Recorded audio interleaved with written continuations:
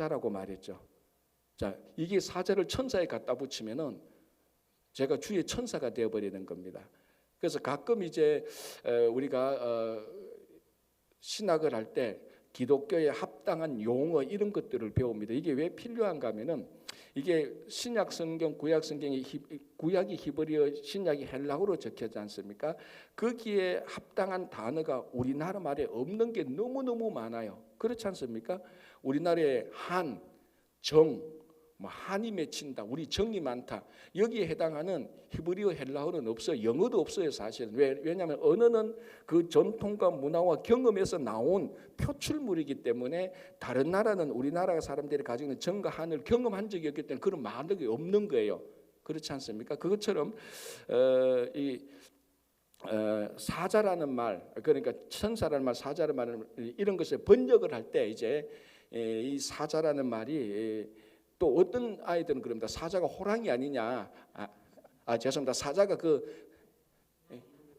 사자가 그 사자 아니라 라이언이 아니냐? 그렇게 또 얘기를 하는 겁니다. 그건 완전히 이제 무식한 얘기지만요. 그래서 이게 여기에 해당하는 헬라어가 사자라는 벌이 되는데 이 어떨 때는 엔젤이고 어떨 때는 메신저입니다. 그러니까 이게 그래서 방금 또 주의 사자라고 말을 할 때 제가 주의 천사는 아니잖아요. 이 인물 가지고 천사할 것 같으면 천사들이 얼마나 서럽겠습니까?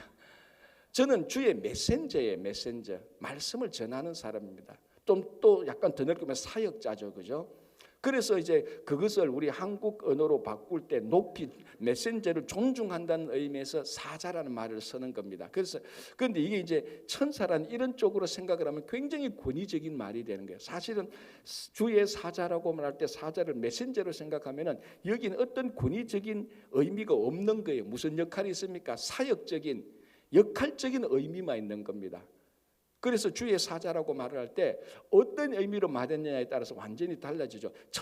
천사와 같은 천사 급수의 높은 사람으로 말을 했는지, 아니면은 하나님의 메시지를 전하는 그 우리나라 말하면 이거 뭐라 그러죠? 전령이죠. 어떻게 보면 전령으로 말했는지에 따라서 완전히 달라지는 거죠. 그래서 여기도 주의 일곱 별은 일곱 교회의 사자라고 말을 했는데 이 사자라는 말은 정확히 말하면 두 가지 의미로도 다 쓰여질 수가 있는 겁니다. 천사라는 말과 메신저. 그러니까 여기서 메신저는 이제 교회의 지도자들이죠.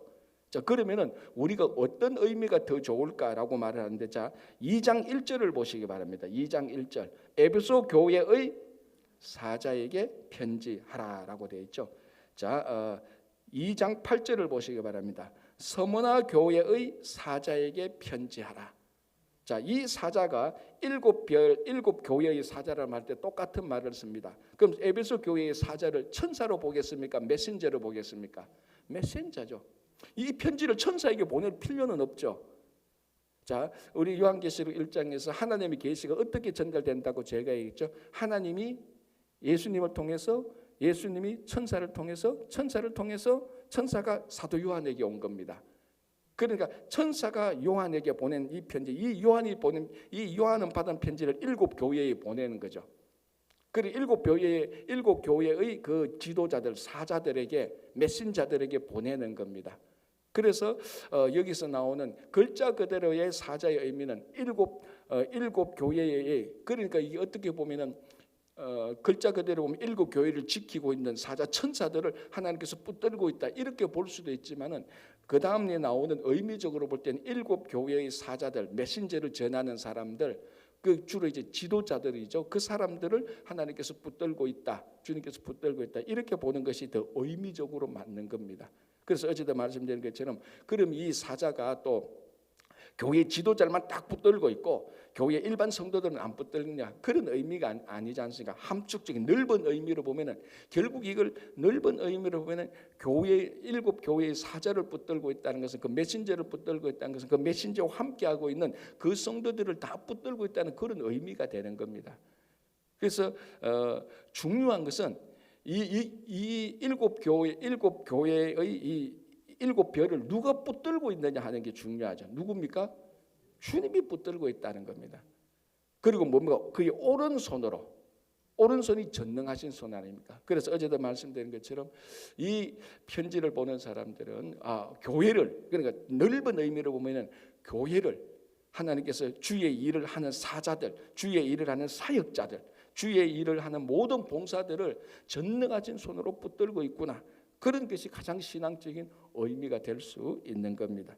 그러니까 그게 얼마나 주의 일을 하다가 낙담될 때 사람들이 어쩌면은 사람들이 자기를 버리고 갔다고 생각했을 때 이 말을 이 메시지를 들을 때 얼마나 위로가 되겠습니까?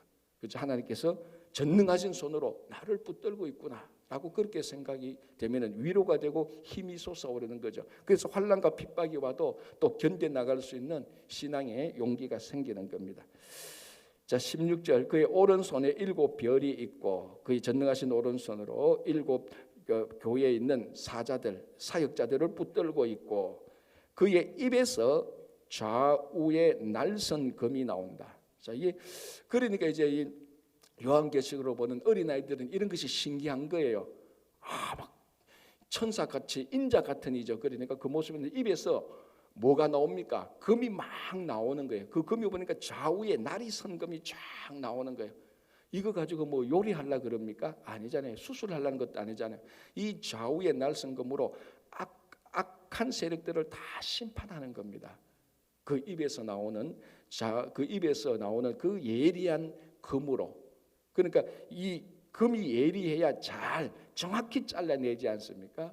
그러니까 알곡과 가라지를 정확히 좌우의 날선 검으로 정확히 잘라냅니다. 알곡은 하나도 다치지 않고 가라지만 싹 뽑아낼 수 있도록. 이 칼이 둔하면은 다 경험하지 않습니까? 칼이 둔하면 칼이 날선 점에 막 자르다가 안 잘라야 될 것까지도 다치지 않습니까? 좌우의 날선 검은 정확히 잘라냅니다. 지금 우리가 볼 때는 누가 알곡과 가라지고 내 마음속에 뭐가 알곡 가라지 이게 막 얽혀가 있습니다. 그래서 가라지를 빼려고 그러면 알곡까지 같이 빠지지 않습니까? 그래서 이 가라지를 못 빼는 겁니다. 그러나 마지막 때 재림 때에는 정확히 알곡과 가라지를 다 구분합니다. 이 좌우의 날선검 같은 것이 나와서 다 잘라내요. 그래서 이 예수님의 모습이 심판주의 모습이 나타나는 겁니다. 그렇죠? 자, 그다음 보십시오. 그 얼굴은 해가 힘있게 비치는 것 같더라. 오른손에 7별이 있고 그의 입에서 좌우의 날선검이 나오고 그 얼굴은 해가 힘있게 비치는 것 같다. 그래, 얼굴이 해처럼 나오는데 힘이 있습니다.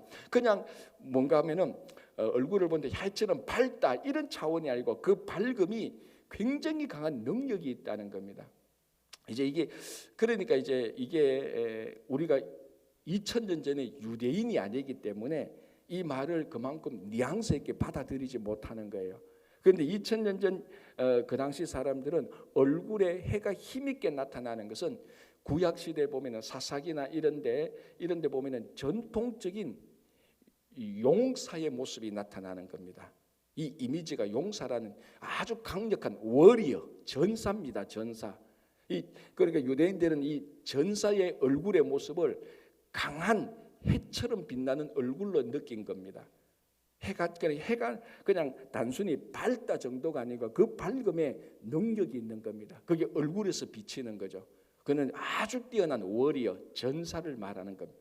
그 예수님은 뭐냐? 심판주이면서 모든 악한 세력들과 싸워서 이길 수 있는 가장 위대한 전사라는 말입니다. 자, 이게 이런 모습이 요한계시록 1장에서 짠 예수님의 모습이 나타내 보여주는 겁니다. 그러니까 앞으로 이제 심판하고 왕의 역할을 하고 이 모든 것들이 재림하시는 예수님에게 초점이 맞추어지는 겁니다. 자, 이러니까 우리가 아까 본 것처럼 2장 12절부터 2장 12절부터 2장 16절까지 이런 외모의 예수님을 보게 되는 겁니다. 이게 뭐 우리말로 하면 정말 어마어마한 거 아닙니까? 정말로 이분이 심판주요, 왕이요, 제사장이요, 그리고 위대한 월이요, 전사자요. 그 전사 이런 것을 보았습니다. 자, 만약에 여러분들이 이런 분을 확 만났을 때 여러분들의 반응은 어떻겠습니까? 자, 그 앞에 보시면 17절. 내가 볼 때에. 자, 여기서 내는 누굽니까? 요한이죠. 밤모습인 요한이 그 예수님의 모습을 볼 때 어떻겠습니까? 그의 발 앞에 엎드려져 죽은 자 같이 되며. 자, 누구의 발 앞에 엎드려져 죽은 자 같이 되는 이 모습은 원래 어디에서 볼 수 있는 모습일까요? 황제 앞에 신하들이 가서 그 앞에 엎드려져 죽은 것처럼 꼼짝없이 해야 됩니다. 그 앞에서 뭐 왼쪽 발이 간지럽다고 긁고 옆구리 시리다고 쿡쿡 찔렀다가는요, 황제 앞에서 그 자리에서 죽는 겁니다. 왜냐하면 황제는 신적 존재니까. 로마의 황제는 신적 존재니까. 뭐 우리나라 역사도 그렇지 않습니까? 중국 역사도 보면은 왕이 아니고 황제 앞에서 그 앞에 나가는 사람은 언제든지 엄청난 두려움으로 떠는 겁니다. 그래서 그 왕 앞에 나가서 어떤 간언을 하려고 할 때 막 식은 땀이 쫙 나는 겁니다. 토시 하나라도 잘못되면 한 칼에 목이 날아갈 수 있으니까. 자, 이 요한이 그런 모습을 봤습니다. 신적 존재의 모습을 본 거죠. 그러니까 이 당시 천상천하 유아 독존이 누굽니까? 로마 황제 아닙니까? 그리고 로마 황제를 우리 시저 이후로 로마 황제를 신 또는 신의 아들로 사람들이 그렇게 인정을 해버렸어요. 그러니까 이게 지금 우리가 믿고 있는 하나님, 우리가 믿고 있는 예수님에 대한 생각하고 이 당시에 2000년전에 로마인들이 신에 대해 자기들이 섬기고 있는 어쨌든 섬기고 있는 그 신에 대한 생각하고는 너무나 다른 겁니다. 왜냐하면 이 그리스 로마인들은 신들을 자기가 인정하고 자기가 신들을 신격화해버리는 거예요. 이 전부 다 우상이죠. 그 로마 황제를 처음에는 신의 아들이라고 생각하다가 나중에는 로마 황제 자신이 자기가 신이라고 선포하는 겁니다. 그리고 이 황제들이 어떤 생각을 하는가 하면 실제로 내가 신인갑다라고 착각을 하고 있어요. 왜 그런가 하면요, 말 한마디에 천지가 벌벌 떨지 않습니까? 자, 여러분들도 지금 다 이렇게 이민자로 살다가 직장생활하다 치이고 내 인생이 왜 이래, 나 왜 이래 힘이 없어, 이렇게 다 생각되는데 여러분들을 로마 황제 자리에 3개월만 딱 올려놓으면요, 내가 바로 신이었구나라고 착각을 한다고요. 안 그런 것 같죠? 인간이 그 자리에 올라가면요, 최소한 신의 아들 정도는 되겠구나 생각. 로마 황제가 사람들로 나를 신으로 숭상하라 그 정도가 아니고 진짜 자기가 신으로 생각하고 있는 거예요. 그래서 로마 황제가 명령을 한번 딱 내리면 신의 명령인데 그 신하들과 백성들이 다 복종해야 되는 겁니다. 근데 그 복종 안 할 때 화가 나는 거죠. 바로 그런 분위기에서 황제가 신격화되는 겁니다. 자, 그 앞에서 사도 요한이 이 예수님의 모습을 보니까 이분이야말로 천하를 다스리는, 우리 말하면 최고 존엄인 거예요. 그래서 그 앞에 엎드려져 죽은 자 같이 되는 겁니다. 왜? 이제 더 이상 우리가 진짜 황제를 만났다. 로마 황제가 아니고 지금 내 앞에 계시는 이분이 진짜 황제다. 그래서 자기들이 황제를 섬기는 것처럼, 진짜 왕을 섬기는 것처럼 엎드려져 죽은 것처럼 이렇게 경배하는 겁니다. 자, 그러니까 어떻습니까?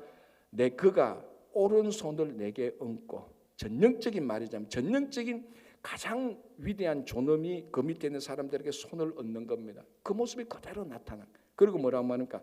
두려워하지 말라. 나는 처음이요 마지막이니. 막 얼마나 죽은 것처럼 꼼짝 못하는 그 두려움 속에 있는데, 자, 그런데 물론 이 두려움은요 공포가 아닙니다. 무시무시한 공포가 아니고 거룩한 두려움이에요. 그 속에서 두려워하지 말라. 그 인간 속에 있는 그 두려움을 제거하고 뭐라고 말합니까? 나는 처음이요 마지막이다. 자, 이건 이미 앞에서 한 2-3번 나온 겁니다. 처음이요 마지막인 것은 내가 모든 것의 기원이고 모든 것의 오리진이고 모든 것을 끝장내는, 모든 것을 결론을 내리는 그런 분이다. 이게 하나님입니다. 이게 하나님, 이게 진짜로 진짜 참된 신이죠, 그죠? 그래서 이제 이렇게 통해서 예수님이 누구신가가 이제 확실히 이제는 예수님의 말씀을 통해서 누군가 나타나는 거죠. 그 전에는 바로 아까지는 예수님의 외모를 통해서 어떤 분인가 나타났고, 그걸 요한이 보고 그 앞에서 진짜 이분이야말로 딱 한 분, 우리가 엎드려져 죽은 것처럼 섬겨야 되는 그 한 분이라고 엎드리니까 이제는 그 예수님께서 이 요한에게 말을 통해서 어떤 분인가 또 드러나는 겁니다. 두려워하지 말라. 나는 처음이요 마지막이니. 자, 18절 곧 살아있는 자라. 자, 이 살아있는 자가 어떤 분인가 하면은 내가 전에 죽었노라 볼지어다 이 세세토록 살아있어 사망과 음부의 열쇠를 가졌노니. 부활의 의미가 나타난 거죠. 그전엔 죽었었다. 그런데 이제 살아서 사망과 음부의 권세를 가지고 있다. 자, 이 사망과 음부, 사망과 지옥의 권세를 가지고 있는 분은 사망과 지옥을 정복한 사람이어야 되는 겁니다. 그렇죠. 사망과 지옥을 정복하지 못한 사람들이 어떻게 그 열쇠를 가지고 그 권세를 가지고 마음대로 할 수 있겠습니까? 못하지 않습니까? 사망과 음부의 열쇠를 가졌다. 이 글자 그대로 보면 이 열쇠를 가지고 풀면, 잠그면 사망과 지옥이 풀고 잠그는 게 따라서 사망이 생명이 되고 생명이 사망이 되고 그 지옥이 천국 되고 천국이 지옥 되는 이 열쇠가 있다는 겁니다. 이것은 사망과 지옥을 정복한 사람이어야 됩니다. 그래서 베드로전서를 보면요, 이 아주 독특한 내용이 나오는데 예수님께서 돌아가시고 난 다음에 지옥에 내려가셨다는 말이 있습니다. 원래 여러분 그 영어 사도행전에 보면은 예수님께서 He descended into hell이라는 내용이 나와요. 영어 사도행전이 아니고 죄송합니다. 영어 사도신경을 보면은 He descended into hell이라는 말이 나와요. 그런데 우리 한국어 사도신경에는 그 말을 뺐습니다. 오해될 소지가 많으니까.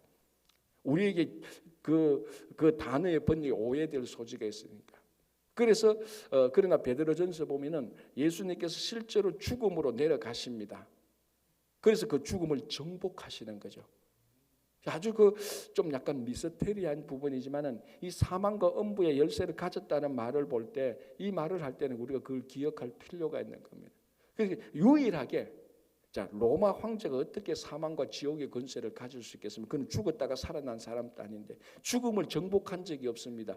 죽음을 정복한 로마 황제라면 자기가 죽었다가 살아나는 거죠. 그러나 오직 예수 그리스도만이 죽음과 지옥에 정복해서 그것을 마음대로 할 수 있는 열쇠를 가진 분입니다. 자, 이런 분은 믿어도 손해될 게 없지요. 그죠? 완전히 믿을 수밖에 없는 분 아닙니까? 그죠? 자, 그다음에 보십시오. 19절. 그러므로 내가 본 것과 지금 있는 일과 장차 될 일을 기록하라. 이제 이 내용들이 전부 다 요한계시록에 나오는 내용들입니다. 그러니까 내가 본 것, 지금 보는 것, 장차 될 일, 이것이 과거, 현재, 미래로 되어 있지만은 글자 그대로 보면은 이 내용을 하나로 말하면 요한계시록입니다. 내가 본 것들, 지금 보는 것, 앞으로 장차 볼 일들, 이게 다 전부 다 요한계시록의 내용을 말하는 겁니다. 이것을 기록하라. 자, 이제 그러면서 앞에 나왔던 걸 말하죠.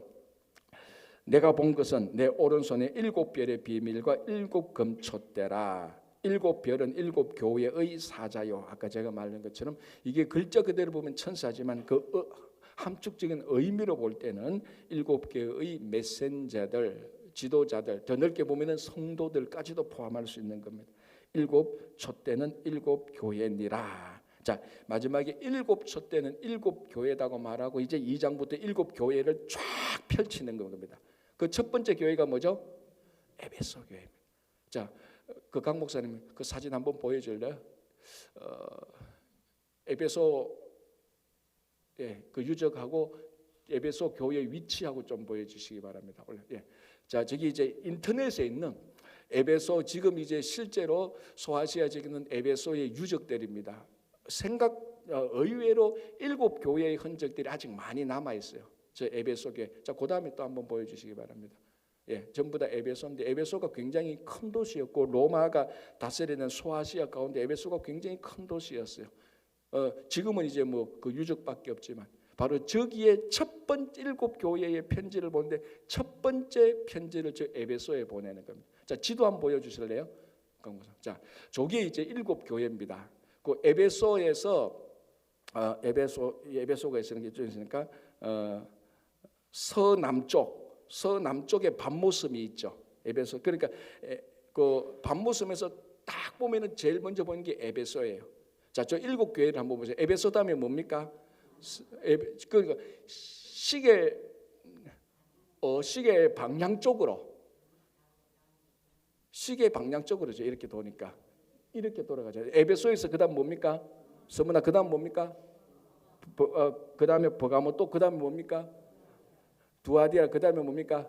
사대 그다음에 빌라델피아 그다음에 라오디게아. 저 7 순서가 보면 에베소에서 출발해서 시계 방향으로 라오디게아까지 쭉 돌아갑니다. 저 순서가 에베소 교회 7 교회에 나오는 순서하고 똑같아요. 그건 에베소에서 출발해서 시계 방향으로 한 바퀴 빽 도는 건데 저기 보세요. 저 빨간 게 전부 다 뭐겠습니까? 길입니다. 도로예요, 도로. 그 7 교회가 도로가 다 되어가 있는 거예요. 그래서 에베소에 먼저 편지를 주면은 이 편지가 회람용이니까 가고 쭉 가는 겁니다. 나중에 보면은 저 7 교회의 저 위치 로케이션을 한데 보면은 저거 전부 다 교통 중심지입니다. 전부 다 교통 중심지고 도로들이 다 닦여져 있지 않습니까? 그래서 저 7 교회에 이제 이 편지를 준데 첫 번째 편지가 에베소 교회입니다. 그러니까 제가 다시 말씀드리자면 제7 교회는 오늘날 모든 시대의 모든 교회라는 의미가 있는 겁니다. 자, 이제 그 7 교회에 준 첫 번째 편지 보겠습니다. 2장 1절. 에베소 교회의 사자에게 편지하라. 아까는 말씀드린 이걸 천사로 본다면 굉장히 어색합니다. 이 편지를 왜 천사에게 보내주지? 천사가 오히려 사도 요한에게 계시를 보여준 건데. 그래서 그러니까 이거는 분명히 여기서 사자는 분명히 에베소 교회의 메신저에게 편지하라. 그 메신저가 또 그걸 받고 또 전해주니까. 자, 오른손에 7 별을 붙잡고 있는 7 금촛대 사이를 거니시는 이가 이르시되. 자, 이건 바로 앞에서 봤던 바로 그 동일한 인물입니다. 그분이 이르시되 내가 너의 행위와 수고와 내 인내를 알고 또 악한 자들을 용납하지 아니한 것과 자칭 사도라 하되 아닌 자들을 시험하여 그의 거짓된 것을 내가 드러낸 것과 또 너가 참고 내 이름을 위하여 견디고 게으르지 아니한 것을 아노라. 요까지는 칭찬입니다. 이제 앞으로 7 교회를 보면요 3가지 내용으로 되어 있어요. 첫 번째는 칭찬, 두 번째는 책망, 세 번째는 권면, 또 자세히 보면 네 번째는 약속, 이렇게까지 볼 수 있습니다. 그러니까 이 패턴으로 7 교회의 내용이 계속 나옵니다. 그런데 어떤 교회는 칭찬이 하나도 없어요. 어느 교회가 칭찬이 없을까요? 책망만 있을까요? 4대 교회. 4대 교회. 이 죽을 사자로 생각하면 죽은 교회니까 칭찬이 없죠. 옛날에 요한계시록 공부할 때 그걸 배운 겁니다. 이건 너무 복잡하니까 칭찬 없는 교회가 뭐냐? 4대 교회. 죽었으니까 칭찬이 없지. 그렇게. 그럼 칭찬 없고 그러면은 책망만 없고 칭찬만 있는 대표적인 교회 서머나 또 빌라델비아 교회. 서빌 서머나 빌라델비아 두 교회는 책망 없고 칭찬만 있어요. 4대는 책망만 있는 거예요. 그리고 나머지 교회는 칭찬과 책망이 다 있는 겁니다. 그래서 우리가 이 요한계시록에 나타난 7 교회를 보면요, 하나님께서 어떤 교회를 좋아하시고 어떤 교회를 책망하시는가 확실히 알 수 있습니다. 그래서 진짜 좋은 교회가 어떤 교회인지 우리 보려면 7 교회를 자세히 보면요, 우리 친구가 하나님께서 칭찬하시는 이런 거 하면 되는구나. 우리 교회에 책망하는 이런 내용이 있으면 이거를 우리가 없애면 되는구나. 그렇게 나올 수 있는 겁니다. 자, 에베소는요, 책망은 딱 한 가지만 있어요. 첫사랑을 잃어버렸다는 책망 한 가지고 나머지는 많은 칭찬이 있어요. 자, 그 칭찬을 다시 한번 2절을 보겠습니다. 2장 2절. 칭찬이 뭔가 하면은 내가 너의 행위와 수고와 너의 인내를 알고. 그러니까 이 에베소 교회는요, 하나님을 위해서 많은 행위, 많은 사역을 했고요, 많은 수고를 한 교회예요. 굉장히 좋은 교회예요. 그리고 뭡니까? 인내가 있었습니다. 이 굉장히 귀한 거잖아요.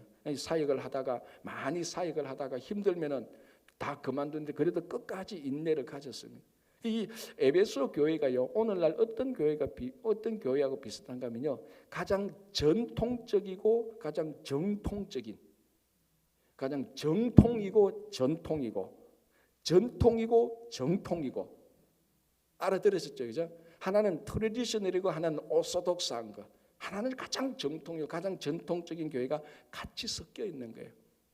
이게 이제 기독교가 들어가고 이제 반세기가 지나고 한 세기가 지나면 이런 교회들이 많이 나타나는 거예요. 한국 교회도 이런 교회들이 굉장히 많아요. 한국 교회도 지금 100년 된 교회들이 많이 있지 않습니까? 제가 미국 오기 전에 있었던 제가 미국 교회 오기 전 미국으로 오기 전에 마지막으로 사역했던 그 교회도 지금 100년이 넘었어요. 올해가 한 110년 정도 되는가. 딱 에베소 교회를 딱 들으면요, 그런 교회가 제일 먼저 생각나요.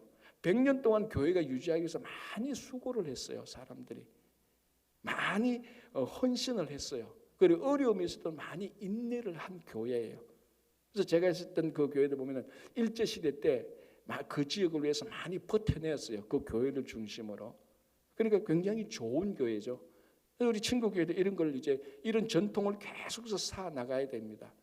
이름 없이 빚도 없이 수고하고 견디고, 그래도 지금까지 있어 왔기 때문에 우리 이민교회에서 40년 이상 우리 그전에 뉴욕 동양제일교부터 친구교회로 왔지 않습니까? 지금 여기 뭐 뉴욕이나 이런 데 보면은 40년 이상 된 교회가 잘 없습니다. 그죠? 그런데 굉장히 의미가 있는 거죠. 이 에베소 교회가 그랬다는 겁니다. 자, 그다음에 뭡니까? 또 악한 자들을 용납하지 아니한 것과 자칭 사도라 하되 아닌 자들을 시험하여 그의 거짓된 것을 너가 드러내었다. 그러니까 악한 자들, 그러니까 자칭 사도입니다. 진짜 사도가 아니고 자칭 사도라고 하는 악한 자들, 그러니까 우리가 앞에서 본 대로 말하면 거짓 교사들입니다.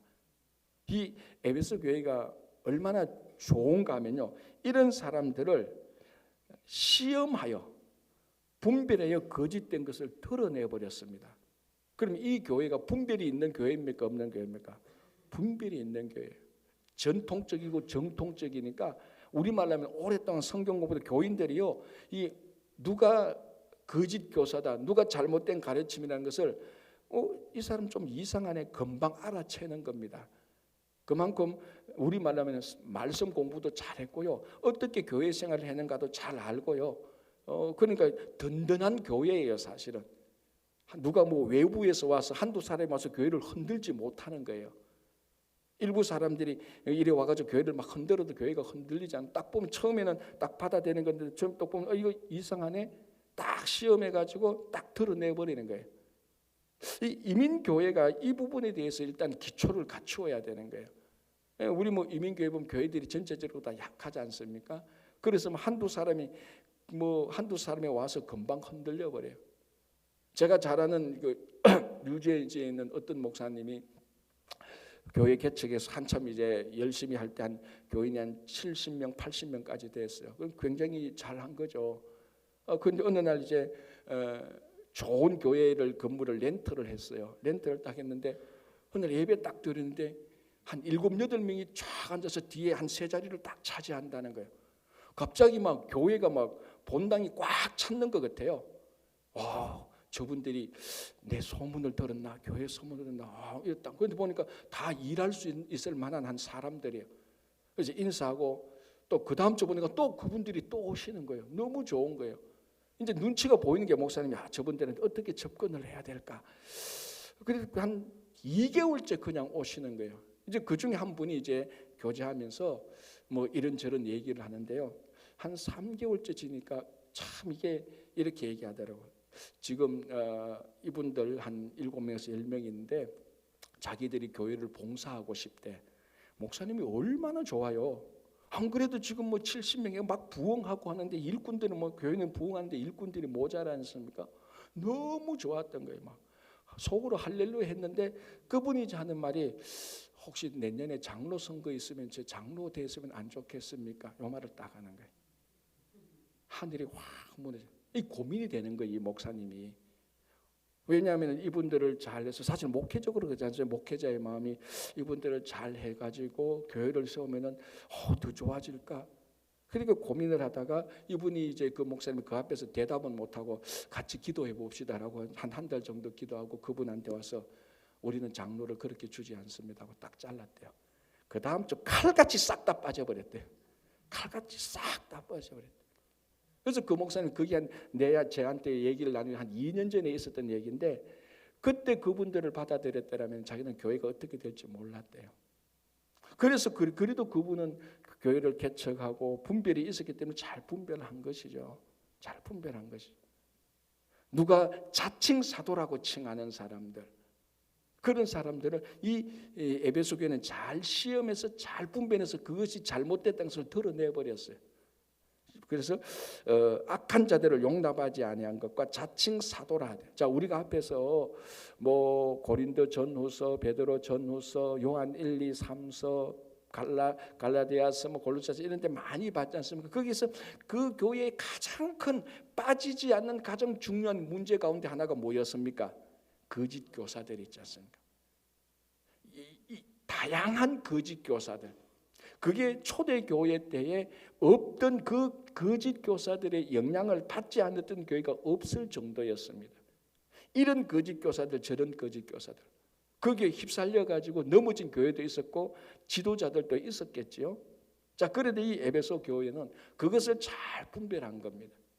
그 교회, 에베소 교회 성도들이 분별력이 있었던 겁니다. 이거 자기가 자칭 사도라고 말하는데 이거 아니구나, 거짓 교사라는 것을 알아챈 거예요.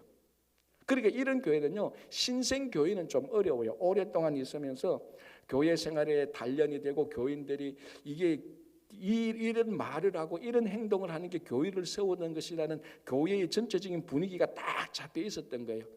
그런데 이질적인 이 자칭 사도라는 사람이 딱 들어와서 보니까 이거 교회 생활 하는 게 아닌 게 세상 생활 하는 거예요. 그래서 그것을 드러내어서 확 드러내니까 이 사람들이 그 교회에 있지를 못했던 거예요. 지금 그것을 보고 잘했다라고 칭찬을 하는 거예요.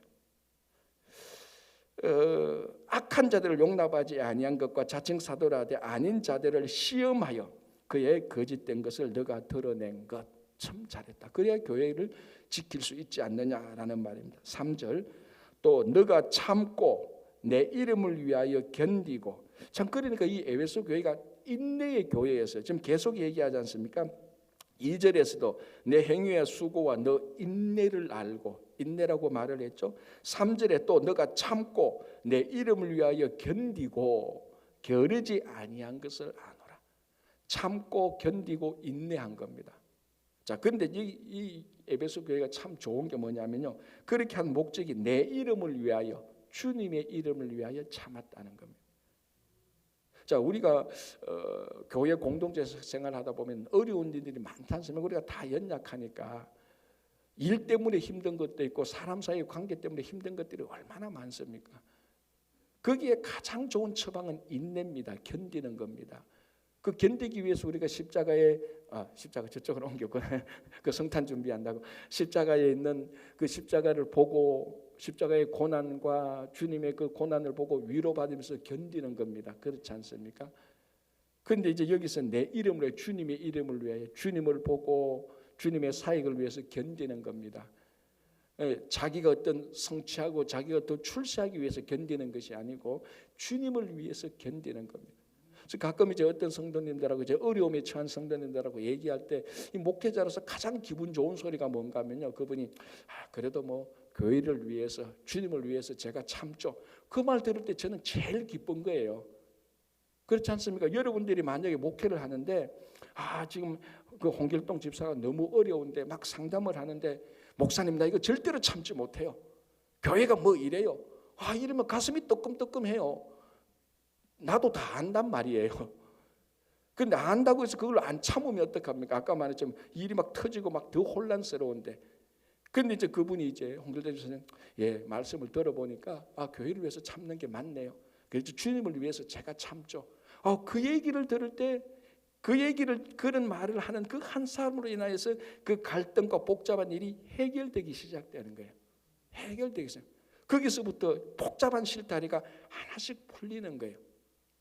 그러니까 좋은 교회에는 그런 사람들이 몇 명만 있어요. 교회의 어려움은 늘 생깁니다. 그런 생기다가 그런 사람들 몇 사람이라도 정말 주님을 위해서 참으면요, 실타리가 풀려요. 지금 이 에베소 교회가 그걸 잘했다는 겁니다. 3절 또 너가 참고 내 이름을 위하여 견디고 게으르지 아니한 것을 아노라. 그러나 너를 책망할 것이 있나니 너의 처음 사랑을 버렸노라. 자, 요거 하나를 우리가 좀 보겠습니다. 이게 에베소 교회의 유일한 책망이 사랑입니다. 첫사랑을 버렸다는 거예요. 다 좋아요. 지금까지 보면 다 좋은 교회였어요. 나무랄 게 하나도 없습니다. 딱 하나가 잘못됐는데 그게 뭐냐면 마침 그게 사랑이라는 겁니다. 자, 그래서 뭐라고 말합니까? 5절에 그러므로 어디서 떨어졌는지를 생각하고 뭐 첫사랑이 어디서 잃어버린지 생각하고 그 다음에 보십시오. 뭐라고 말합니까? 회개하여라고 말하고 있습니다. 이 말이 되게 가슴을 치는 거예요. 자, 우리가 보통 어떤 사람이 회개합니까? 범죄한 사람들, 잘못한 사람들, 그런 사람들이 자기 죄와 잘못을 회개해야 되지 않습니까? 그런데 네가 첫사랑을 잃어버렸다. 그거 회개하라는 거예요. 그러니까 이 에베소 교회는 가면 이런 분위기입니다. 딱 가면요, 교회가 흔들리지 않아요. 누가 한두 사람이 뭐 어떤 세력이 와서 교회를 흔들지 못해요. 분별력이 있으니까 교회가 든든해요. 그리고 사람들이 다 열심히 하고 수고해요. 어려움에서도 각자 잘 견뎌요. 그런데 뭔가 모르게 훈훈하지가 않아요. 왜 그럴까요? 사랑이 부족한 거예요. 사랑이 부족. 어떤 집안에 가면요, 집안이 굉장히 뭡니까? 그 집안에 가면은 전통이 있고 그 어른들 보면 뭐 장관이고 뭐 다 뭐 하나 나무랄 거 없어요. 그런데 그 집안에 가서 식사를 하고 하면은 뭔가 모르게 훈훈한 기가 없다는 걸 느낄 때가 있어요.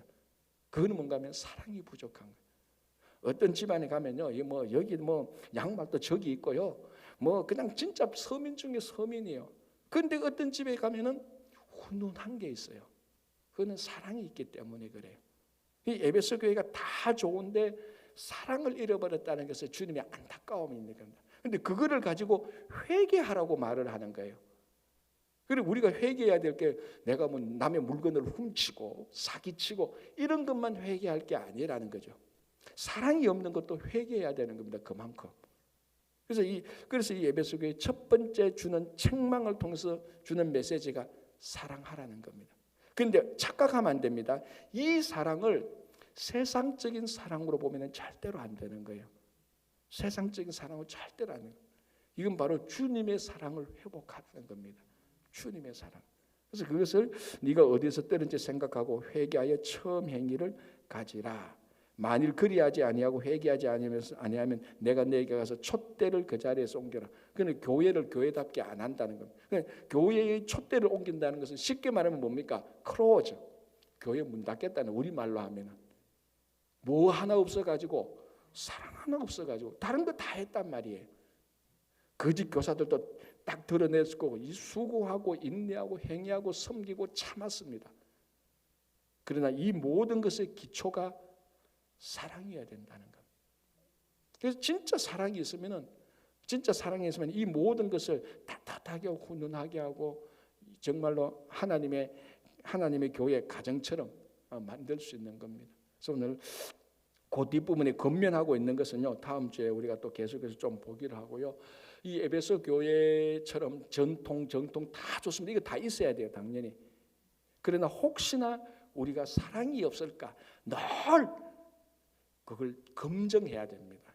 검증. 그래서 우리 친구교회는 사랑 위에 이 에베소 교회가 했던 좋은 일들을 같이 세워나가는 우리 모두가 되기를 바랍니다. 기도하겠습니다. 하나님 아버지 감사합니다. 정말 우리가 이 요한계시록을 보면서 오늘날 우리 시대에 주는 하나님의 말씀을 듣고 주님의 모습을 보고 참된 성도와 하나님의 자녀로 살아갈 수 있도록 도와주시옵소서. 늘 수고하고 애쓰고 참는 많은 좋은 성도들이 주님의 형제 자매들이 있습니다. 그러나 그분 안에 무엇보다도 주님의 사랑이 늘 풍성하게 넘칠 수 있도록 도와주시옵소서. 이제 주님 성탄과 연말을 맞이하게 되고 공동회를 통해서 주님 기뻐하시는 귀한 일꾼을 선출하는 축제가 되게 하여 주시옵소서. 또 내년부터 시작되는 우리 11시 영어 예배 위에도 주님의 권한을 주셔서 다음 세대를 잘 준비할 수 있도록 도와주시옵소서. 오늘 이 아침에 우리가 하나님께 드리는 각자의 기도를 주님께서 다 응답해 주시옵소서. 감사하오며 예수님 이름으로 기도합니다. 아멘. 자, 이렇게 기도하시고 돌아가시기 바랍니다.